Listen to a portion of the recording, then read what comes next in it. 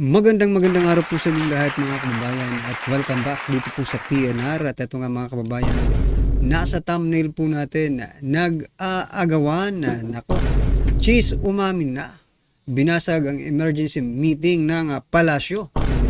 OMG, Senate President Escudero at House Speaker Martin Romualdez nataranta na. Nako po mga kababayan, yan po yung sinasabi nating nag-aagawan na sa papalit. Yan mga kababayan, sa papalit po kay Vice President Sara Duterte, kapag nagtagumpay po sila ma-impeach si Vice President Sara Duterte. Yan mga kababayan, patungkol po riyan ang ating alamin at bibigyan ng komento ng araw na ito. At dahil nga po riyan, ito pong si Senate President Chis Escudero may nilinaw hinggil sa kung sino ang maaaring pumalit na Vice Presidente kung sakaling tuluyang ma-impeach si Vice President Sara Duterte. Ako naman, marami po ang pumiyok dito sa ni Escudero. Sinasabi ng iba, napaka-excited nyo. Halata tuloy, di ba? Napaghahalataan tuloy na all these things now, happening today ay planado. Diba? Well, anyway mga kababayan, mamaya bigyan po natin ng reaksyon at eto pa. I-share din po natin. Kasi baka itong si Senate President Chis Escudero ay nag-expect, na siya po ang papalit, pero eto, before pa man sinabi ko nang na ang presidente po ay may authority to choose between lower house at upper house kung sino man ang kanyang pipiliin. Pero mas maigi na rin mga kababayan na marinig po natin mula po sa isang batikang attorney, kung ano ba talaga ang proseso diyan. Mamaya mga kababayan, bigyan po natin ng reaksyon itong sagot, ni Attorney Panelo sa sinabi po ni Senator Chis Escudero. At ito pa. Ito ang kayo. I think we will all agree, dito po kay Congressman Marcoleta sa kanyang sinasabi. Sabi niya po, pag ikaw ay busog, hindi ka makakapagsalita. Ang hirap magsalita pag busog ka. Nako, mamaya bigyan po natin yan ng magandang reaksyon, yung sinasabi ni Congressman Marcoleta. At ito na nga mga kababayan, simulan na po natin dito po kay Escudero. Ito po, may nilinaw si Senate President Chis Escudero sa kung sino ang maaaring pumalit na Vice Presidente kung sakaling tuluyang ma-impeach si Vice President Sara Duterte. At ito po ang kanyang naging pahayag mga kababayan. Ito po basahin ko lang po. Hindi susunod yung line-up succession. Yung line-up succession, papasok lamang yan kapag sabay-sabay or sabay na wala ang 1 at 2. Sabay na wala ang 1 and 2 and 3, doon lamang papalit ang pangatlo o pang-apat. So meaning mga kababayan, Senator Escudero is expecting, expecting to be the next Vice President of the Philippines. Yun ba yun, Senator Escudero? Ang gusto mong iparating sa taong bayan na ikaw ang karapat-dapat na maging Vice Presidente? Atat na atat rin itong si Escudero, mga kababayan, hindi na mapigilan. Teka lang, belta tayo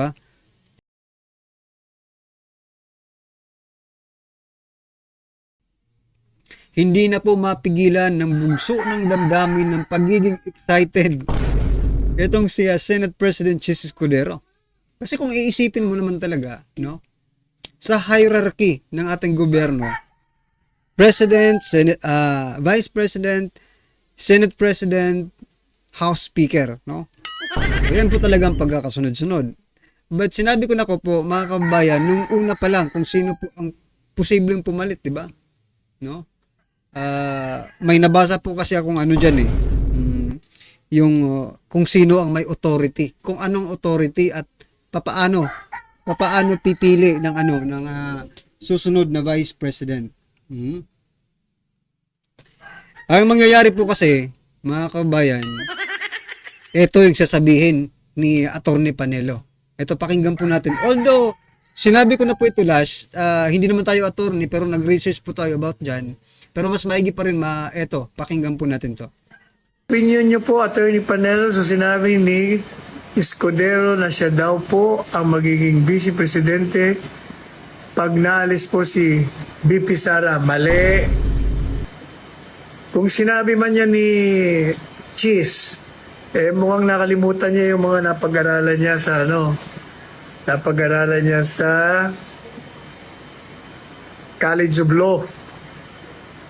Kasi ang sinasabi ko ng saligang batas, pag ang Vice Presidente ay hindi makaaktong Vice Presidente, yung inilal, hindi makaaktong for whatever reason, kung nag-resign, tinanggal, by impeachment, o kaya nagkasakit, hindi na pwede ng kanyang katawan, o namatay, o nagbitiw sa tungkulin, ang presidente, si BBM yon, siya ang presidente ngayon, ang pili dyan sa Kongreso, senador, para pumalit. Siya ang pipili. At yun aaprubahan ng Kongreso. So yan mga kabayan, malinaw pa. Sa sikat ng araw na malabo, no? Na maging Vice President itong si Senate President Chis Escudero. Once na ma-impeach si Vice President Sara Duterte. Bakit? Ngayon pa nga lang, hindi na nakakapalag si President Bongbong Marcos Jr. Kaya tambaluslos. Diba? Hindi nga natin alam kung anong meron. No? Anong pinangahawakan ni tambaluslos kung bakit hindi nakakapalag. No? Si President Bongbong Marcos sa kanya. Siyempre, sino ang pipiliin dyan? Matik na yan mga kabayan. Naging ano lang naman to, naging Senate President lang naman to si Chis Escudero dahil naging waiter, di ba? Naging waiter po mga kababayan, kaya yung Senate President. So mahirap naman po magkaroon tayo ng Vice President na waiter. Di ba? Pero wala pa rin Wala pa rin tayong, talong-talo tayo Pag na-impeach po si Vice President Sara Duterte, talo pa rin tayo. Kahit pa hindi si Escudero maging vice, si Tambaluslos naman ang magiging vice. Yun kung magtagumpay po sila na ma-impeach si Vice President Sara Duterte. Di ba? Kung lang naman, ano ang inyong opinion dyan mga kababayan? Masyado pong excited, no? Parang nakikita na po nila yung magiging resulta. Something like that, di ba? Parang sigurado silang kayang-kaya nilang i-impeach si Vice President Sara Duterte. Well, anyway, ngayon pa nga lang, plano pa lang ninyo, di ba? Nagpa-file pa lang kayo ng mga impeachment complaint cases, no? Against Vice President Sara Duterte, hindi na po mapakali ang taong bayan. Yung iba, nag-organize na po. Diba? Yung iba, balak na rin sumama. Ano pa kaya kung ma-impeach nyo yan? Eto mahiya naman po kayo. Kayong gustong magpa-impeach kay Vice President Sara Duterte. Si Vice President Sara Duterte po ang nakakakuha lang, no, ng pinakamataas na approval and trust ratings sa mga surveys. Tapos siya pa ang i-impeach ninyo. Sasabihin ninyong betrayal of public trust. Mataas nga ang trust rating. Paano nyo maipapaliwanag yan? Di ba? Hindi po nagtutugma. Buti sana kung i-impeach ninyo, yung talagang lagapak, yung trust rating and approval ratings. Di ba? Mas paniwala kung yun ang gagawin ninyo. Di ba? Well, anyway mga kababayan, ano po ang inyong reaction dyan? I-comment nyo na lang po. At ito na nga, si Congressman Marcoleta, yan o. Ito po ang kanyang sinabi mga kababayan. Sabi po ni Congressman Marcoleta, masaya ba ang mga kongresista sa hakbang ng speaker? Tatanong po At ito naman po ang sagot niya rin, no? Pag ikaw ay busog, hindi ka makakapagsalita. Ang hirap magsalita pag busog ka. Ang pinatatamaan niya po dito ay yung kanyang mga colleagues, no? mahirap nga talaga magsalita pag busog ka. Pero mga kabayan, hindi po ako naniniwala na itong mga crooks, no? Itong mga crooks dyan sa crocodile farm natin, ay busog lang, no? Hindi po ito mga busog, mga kabayan. Ha? Kapag sila po ay busog, makakapagsalita pa yan, no? Ang tawag po sa kanila, sa term po dito sa amin, no? Bundat na yan, bundat na talaga. It is more than busog. Bundat ba? Wait lang Ba, ano ang term sa inyo ng more than pasabusog? Yun sila. Sa amin dito, tinatawag yung bundat. Yung hindi na makatayo dahil sa sobrang kabusugan. Di ba? Yun po ang dapat na itawag natin. So, kasi binubusog ni speaker, no?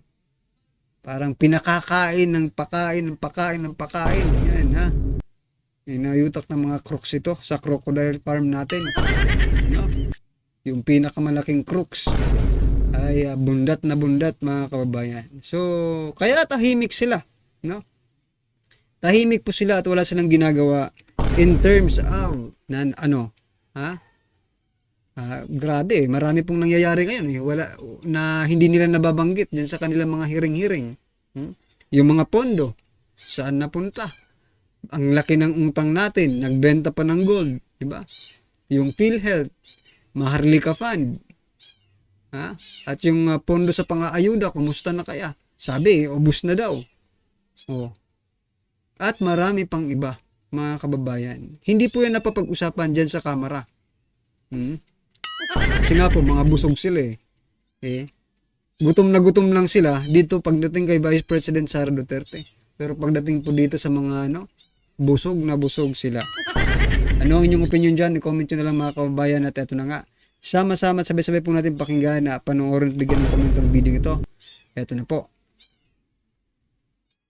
Ito ang balita ngayon. Viral at pinag-uusapan ngayon sa mundo ng social media. Ang di umano'y balita. Yan muna tayo, dadako sa Senado sapagkat yung impeachment ay posible raw makaapekto sa business sector at maging sa kabuuan ng gobyerno. Habang itong desisyon ng isang samahan ng relihiyon na magdaos ng kilos protesta ay patunay daw na may mga sektor na ayaw talaga na magkawatak-watak daw ang ating bansa kaugnay ng mga political issues.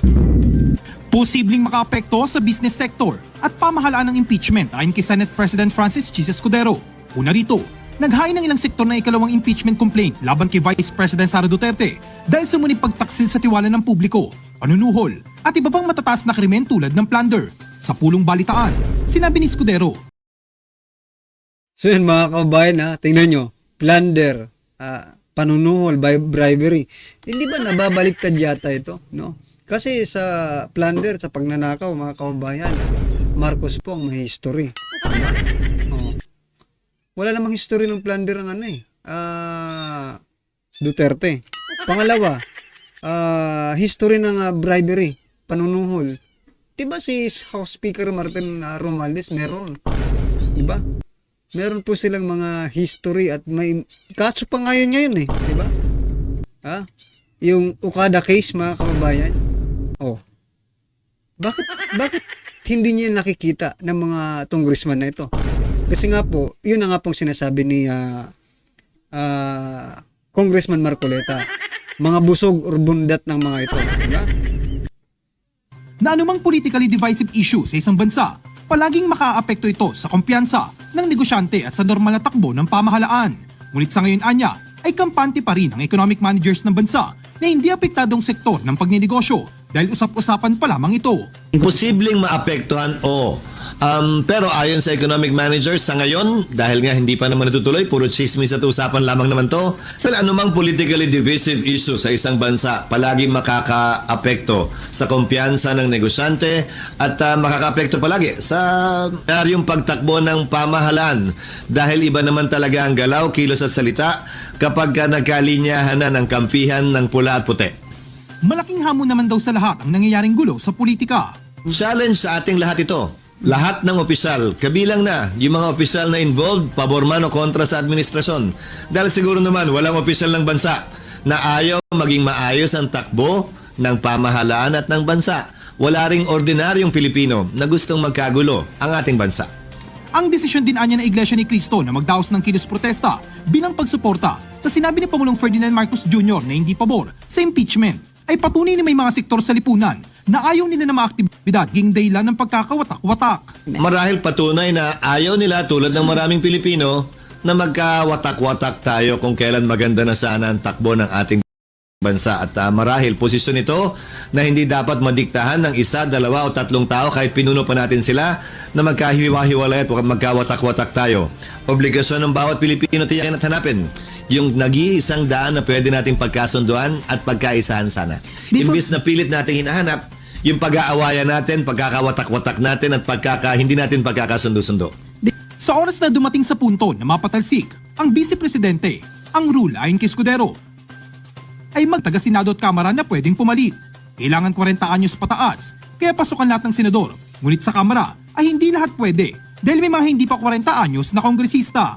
Pamunod tayo ng mga update dyan sa Philippine National Police dahil ang hanay ng mga pulis nakahanda raw sa ikinakasang mga rally, kagaya ho ng aktibidad ng Iglesia ni Cristo para naman doon sa issue ng impeachment at iba pang mga panawagan dyan sa kanilang mga aktibidad.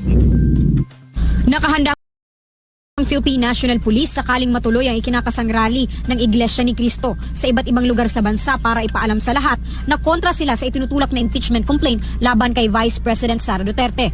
Ayon kay Philippine National Police Public Information Office Chief at Spokesperson Police Brigadier General Jean Fajardo, gaya ng isinasagawan nilang deployment tuwing may mga nagrarally na ibang grupo, pareho lang ang ipapatupad nila sa gagawing protesta ng Ay nako, hindi po yan pareho mga kababayan, no? Sige nga, mga karibin natin, bigyan po natin ng example itong PNP, no? Itong si Brigadier General Jane Fajardo. Ma'am, I think hindi nyo po kayang gawin yung lahat ng sinasabi nyo. Kasi kung sinasabi nyo gagawin, no? Yung normal, like other na ginawa ninyo. Like for example sa KOJC. Sige nga, mag-deploy kayo dyan ng 2,000 to 3,000 na pulis. Di ba? Kung talagang pare-parehas at pantay-pantay ang inyong pagtrato sa anumang relihiyon. Di ba? Oh.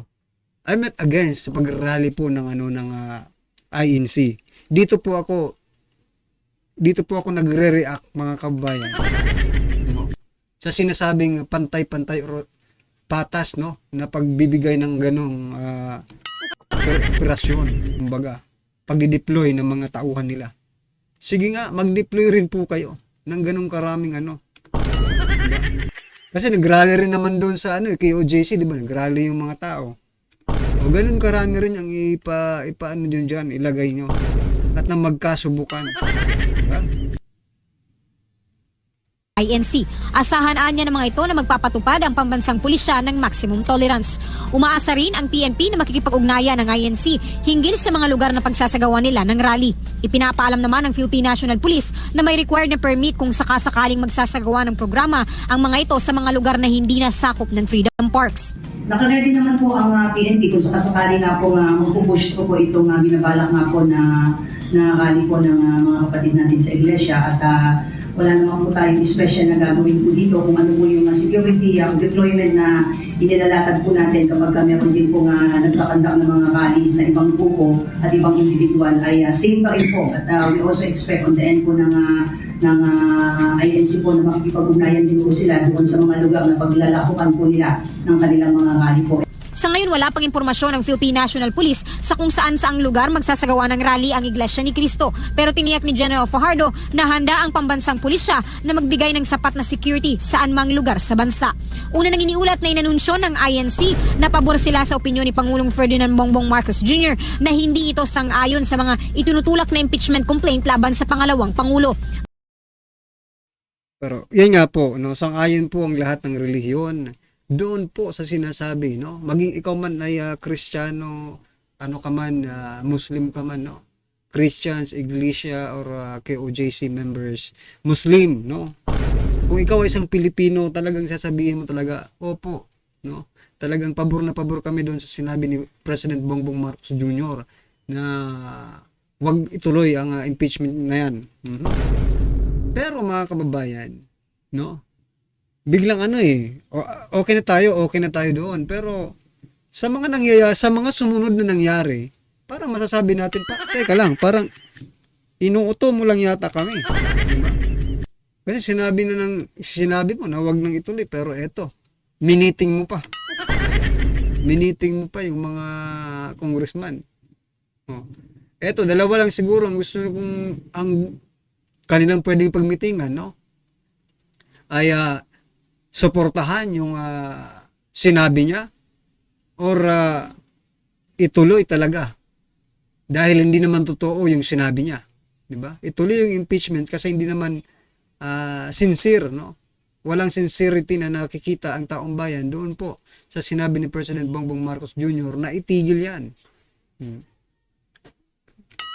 Ano sa palagay niyo po? Nung sinabi tuloy na itigil ninyo, lumakas tuloy ang mga loob ng mga kongrista. I think may pangatlo na pong impeachment complaint, no? Against Vice President Sara Duterte. Pangatlo na po, So, una yung kay Daddy Lima, pangalawa yung kay Castro, yung pangatlo hindi ko alam kanino galing yun. Well, anyway mga kababayan, ano po ang inyong reaksyon, opinion patungkol po sa video ito? I-comment nyo na lang po sa baba para at isa lang po natin mga kababayan ang inyong opinion. Maraming salamat po.